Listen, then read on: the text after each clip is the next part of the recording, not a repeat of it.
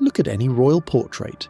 You see divine bloodlines, perfect genetics, rulers chosen by God himself. These people had everything: power, wealth, the best of everything life could offer. You're looking at a lie. The most powerful royal family in Europe didn't fall from grace. They destroyed themselves from the inside out. Their pure bloodline became so contaminated that their final king couldn't close his mouth, couldn't chew food, couldn't produce an heir. His own mother recoiled in horror when he was born.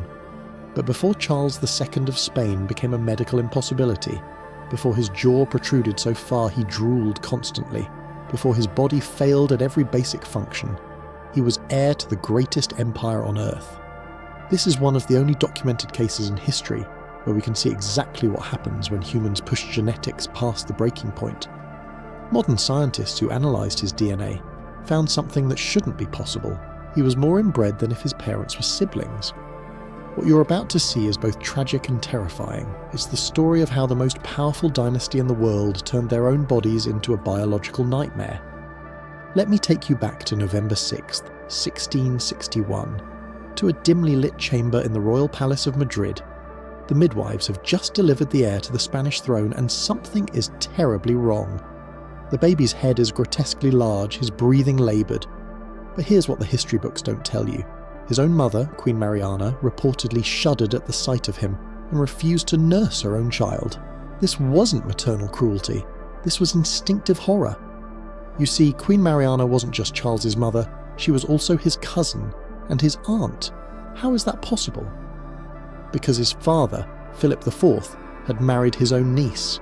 If you're trying to work out that family tree in your head right now, don't bother, it's not a tree, it's a circle.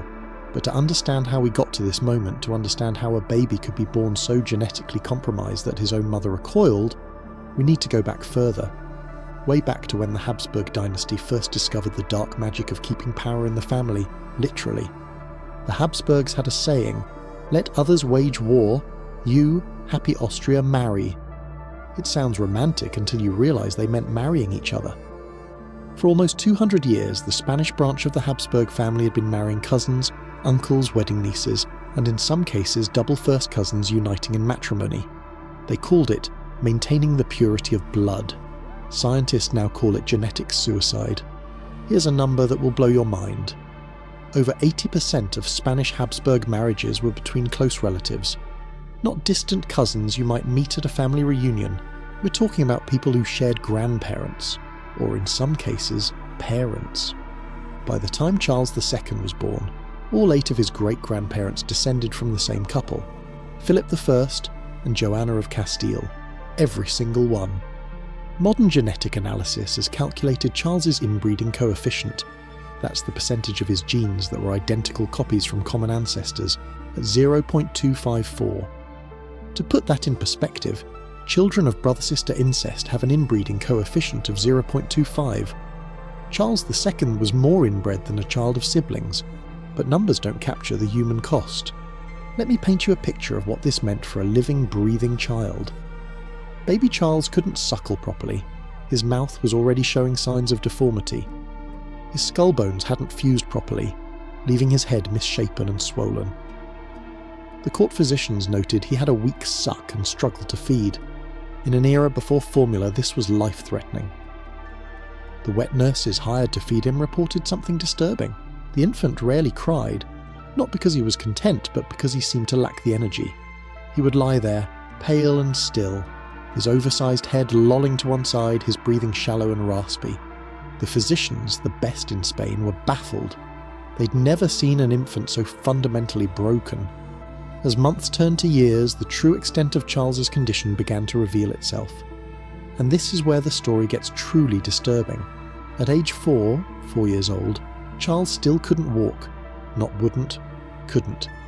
His legs were thin as sticks, bowed from rickets, unable to support even his small body weight.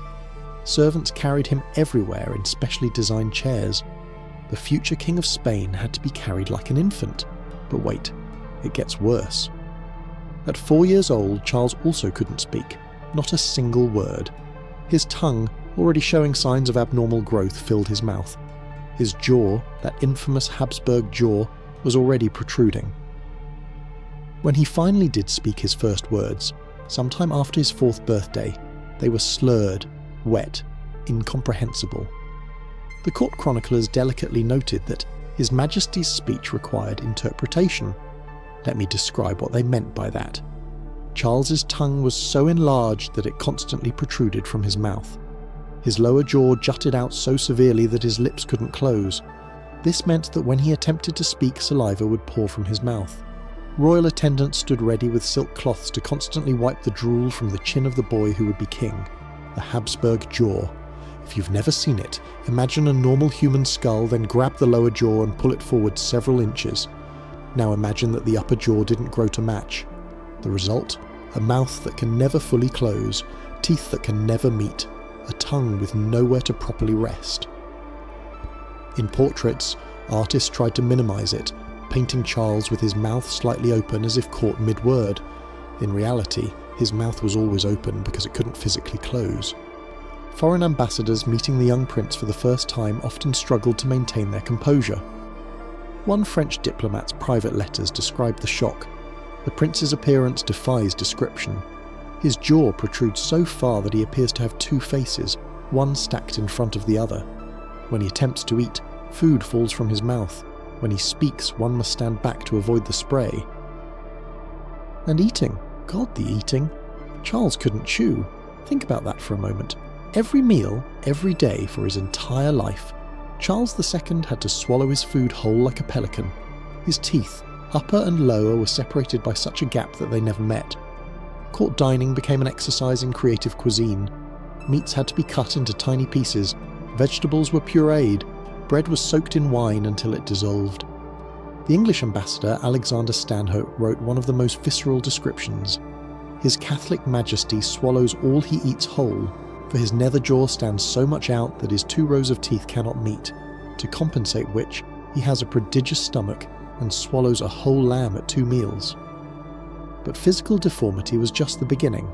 As Charles grew, or rather failed to grow properly, other problems emerged. He suffered from constant illnesses. Measles nearly killed him at age 6. Then came chickenpox, which left him covered in scars. Then rubella, then smallpox. Each disease that swept through the palace found in Charles an eager host, his compromised immune system offering little resistance. The smallpox was particularly cruel. It struck when Charles was 9, and for weeks he lay between life and death. His face, already distorted, became a battlefield of pustules and lesions. When he finally recovered, the scars joined the catalogue of his disfigurements. But the disease left something else, a complication that would haunt him forever. The physicians noticed fluid building up in his skull. His already large head began to swell further. Today we call it hydrocephalus, water on the brain. In the 17th century they called it another curse upon the prince. The pressure caused blinding headaches, vision problems, and possibly contributed to the seizures that would plague his later years. By age 10, Charles's education was a source of palace scandal. Not because he was rebellious or lazy, but because he simply couldn't learn. Tutors reported that lessons had to be repeated dozens of times. Basic mathematics was beyond him. Latin, the language of royalty and diplomacy, might as well have been ancient Egyptian. His handwriting, on the rare occasions he attempted it, looked like the scrawls of a much younger child. One tutor's private notes, discovered centuries later, paint a heartbreaking picture. His Majesty tries with great effort but retains nothing. I explain a concept, and by the next day, it is as if he has never heard it. His attention wanders. Sometimes he stares at nothing for long periods. When asked what he is thinking, he cannot say. But here's where the story takes an even darker turn. As Charles entered puberty, or what should have been puberty, his body betrayed him in new ways. He grew, but barely. While other royal teenagers shot up in height, Charles remained stunted. His voice, instead of deepening, stayed high and thin. Body hair? Barely any. The characteristics that marked a boy becoming a man simply didn't happen. The court physicians were consulted. In hushed conferences, they discussed what they observed but dared not put in official records. The prince showed no interest in women, no interest in men either for that matter. He seemed to exist in a strange, childlike state, neither boy nor man, but something in between. This terrified the court because Charles had one job above all others, to produce an heir. The entire Spanish Empire, stretching from Europe to the Americas to the Philippines, needed the royal bloodline to continue. But how could a man who couldn't grow a proper beard father children? At age 18, they decided to find out. Charles was married to Marie-Louise of Orleans, a 17-year-old French princess who was by all accounts beautiful, intelligent, and healthy. The contrast between bride and groom shocked wedding guests. She was radiant. He was ghastly. She walked gracefully down the aisle. He shuffled, supported by attendants. When it came time for the kiss, observers noted that Marie-Louise had to steel herself visibly before leaning in. The wedding night was a disaster. Not the kind of disaster that makes for funny stories later, but the kind that determines the fate of empires. Charles, it became clear, was completely incapable of consummating the marriage. Not unwilling, incapable. His body simply didn't function as a man should. Marie-Louise, raised in the sophisticated French court, tried everything. She was patient. She was kind. She even, according to palace gossip, tried to instruct her husband in the basics of marital relations. Nothing worked. Years passed, no pregnancy. The Queen underwent humiliating examinations to determine if she was the problem. The physicians declared her perfectly fertile. The problem, everyone knew, but no one would say officially, was the king. The pressure was crushing. Both Charles and Marie-Louise were subjected to increasingly desperate fertility treatments. She was forced to drink vile concoctions of herbs and animal organs. He was made to consume potions that included ground pearls and bull's blood. At one point, the court brought in a specialist who prescribed eating the dried penis of a stag. Nothing worked, because nothing could work. Charles's reproductive system was as malformed as the rest of him. But wait, the story gets even more bizarre. Charles's mother, desperate for a grandchild to continue the Habsburg line, consulted with mystics and holy men. One suggested that Charles was cursed and that sleeping next to holy relics might break the spell. When that failed, she escalated to something that still shocks historians. She had her son sleep next to corpses. Yes, you heard that right. The Queen Mother arranged for Charles to spend nights lying beside exhumed bodies of saints and former kings, including his own father. The theory was that the holy essence of the dead would somehow cure his impotence. Picture it, the King of Spain, drooling and malformed, lying next to decomposing corpses in the hope of gaining the ability to father a child. 10 years of marriage, 10 years of failed attempts, 10 years of humiliation. Then, Marie-Louise died suddenly at age 26. The official cause was listed as appendicitis, but rumours swirled. Had she been poisoned? Had the strain of her situation driven her to suicide?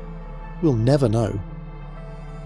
What we do know is that Charles was genuinely devastated. Despite everything, he had grown to love his wife, perhaps the only person who had shown him real kindness. Within months, the pressure to remarry began.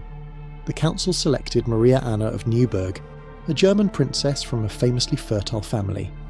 Her parents had produced 17 children. Surely the advisors reasoned such robust genes could overcome even Charles's deficiencies. They were wrong. Maria Anna, despite her healthy lineage, never became pregnant. Not once. By this time, Charles's health had deteriorated even further. Courtiers whispered that he looked like an old man though he was barely 30. His hair fell out in patches. His teeth, what few could be seen behind that protruding jaw, rotted and fell out. He shuffled when he walked, when he could walk at all. The seizures started in his 30s. Without warning, Charles would collapse, his body convulsing, foam mixing with the ever-present drool. When he recovered, he often didn't recognise the people around him. He began talking about seeing ghosts, hearing voices, feeling invisible hands touching him. The court was terrified. Was their king going mad on top of everything else? The nickname El Hechizado, the Bewitched, took on new meaning. People genuinely believed Charles was under a curse. The Spanish Inquisition got involved. Exorcists were brought in. At one point, the king's own confessor was arrested on charges of using witchcraft to worsen the royal condition. The trial was a sensation, though of course no amount of exorcism could cure genetic damage. Charles himself believed he was cursed. In lucid moments, he would weep and ask what he had done to deserve such punishment. He wore amulets, carried holy relics, and submitted to increasingly bizarre purification rituals. Nothing helped because nothing could help. His genetic code was his curse, written into every cell of his body. By age 35, Charles looked ancient. Contemporary descriptions are hard to read. His skin hung loose on his skeletal frame. His famous jaw seemed to grow even more pronounced as the rest of his face wasted away. He was completely bald, his scalp covered in sores. He could barely walk, shuffling a few steps before needing to rest. His speech, always difficult, became nearly impossible to understand. But the worst was yet to come. In his final years, Charles began to mentally deteriorate rapidly. He would sit for hours, staring at nothing, drool pooling on his clothes. When spoken to, he often didn't respond. When he did speak, he rambled about demons and angels, about his dead wife, about children he would never have. The king of one of the world's greatest empires had become a hollow shell. The end came in 1700. Charles was 38 years old, not elderly by any standard, but his body was shutting down. He couldn't eat even his specially prepared mush. He couldn't stand without help. He spent his days propped up in bed, gasping for breath, his hydrocephalic head causing unbearable pressure. On November 1st, after days of agony, Charles II died. What happened next would shock even the physicians who had treated him for years. The autopsy. Oh God, the autopsy. If you thought The Living Charles was a medical horror show, his corpse was something out of a nightmare. The royal physicians tasked with embalming their king cut open the body and recoiled. Their report, written in clinical Latin but dripping with barely concealed horror, described a body that shouldn't have been able to sustain life as long as it did. His body did not contain a single drop of blood. This wasn't poetic exaggeration. Charles's circulatory system had essentially shut down, his blood either clotted or simply absent. His heart, and this is where it gets truly grotesque, his heart was described as the size of a peppercorn. Not literally that small, but shriveled, blackened, barely recognisable as the organ that should pump life through a body. His lungs were corroded, their word for what we might now recognise as massive scarring from repeated infections. Imagine lung tissue that looked more like pumice stone than organs meant for breathing. His intestines were described as rotten and gangrenous. Parts of his digestive system had literally died while he was still alive, explaining the horrific pain he endured in his final years. But the most telling detail, the one that confirmed what everyone suspected but no one had dared say officially, Charles had only one testicle, and it was black as coal. This single, atrophied, dead piece of tissue was all that remained of what should have been a functioning reproductive system. No wonder he couldn't father children. It's a miracle he survived puberty at all. And his brain, remember that oversized fluid-filled head? The physicians found it was indeed full of water. The hydrocephalus had left barely any room for actual brain tissue. How Charles had managed to function at all, how he had managed to speak and think and rule, however poorly, was a medical mystery. The physicians who performed this autopsy must have stood there, covered in the gore of their dissection, and marvelled that this collection of malformed organs had somehow sustained life for nearly 4 decades. Every system was compromised, every organ was damaged. It was as if Charles's body had been at war with itself from the moment of conception. Modern genetic analysis has given us the why behind this horror show. Remember that inbreeding coefficient of 0.254? That means a quarter of Charles's genome consisted of identical copies of genes. In those repeated sequences lurk the instructions for his destruction. Scientists now believe Charles suffered from at least 2 major genetic disorders. The first was combined pituitary hormone deficiency. His body couldn't produce the hormones needed for normal growth and development. This explained his short stature, his inability to sexually mature, his muscle weakness, his cognitive problems. His pituitary gland, the master controller of the endocrine system, was essentially non-functional. The second was likely distal renal tubular acidosis. His kidneys couldn't properly regulate his blood chemistry. This caused the rickets that bent his legs, the muscle weakness that left him unable to walk, and possibly contributed to the hydrocephalus that swelled his skull. Either condition alone would have been challenging.